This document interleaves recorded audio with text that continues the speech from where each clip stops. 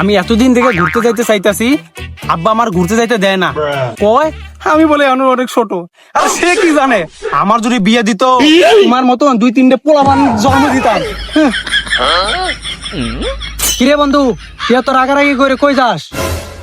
আরে কোস না, আমি ঘুরতে যাইতে চাই, আব্বা আমার ঘুরতে যাইতে দেয় না জানোস। ও এই বিষয়, তাহলে চল ঘুরে আসি। সর ছোট লোক কনেকার, আমি কি এনে সেনে ঘুরতে যাবো? আমি যাবো সুইজারল্যান্ড। আর তোর তো বেড়া স্বপ্নেও আয় না সুইজারল্যান্ড, বুঝিস না?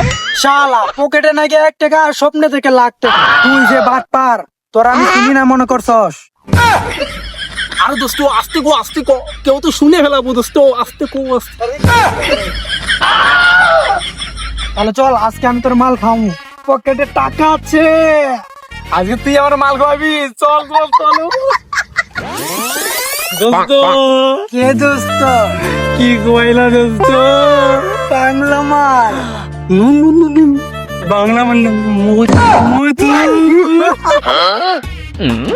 দোস্ত দোস্ত মধু না পেলে মজা লাভ করবো। ঠিক কইছো দোস্ত, তুমি ঠিক কইছো। দোস্ত দোস্ত আমার তো একটা গান কইতে ইচ্ছা করতেছে।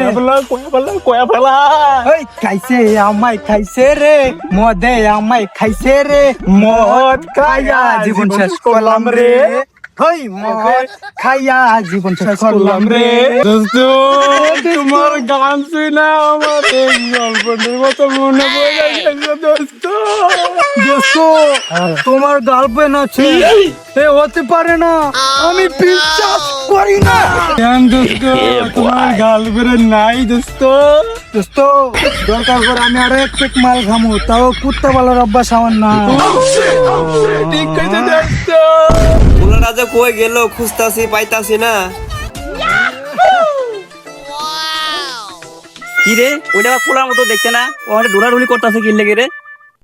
কি রে তুই ডোলাডুলি করতেছিস কি লেগা? দোস্ত তোর বাপ হইছে।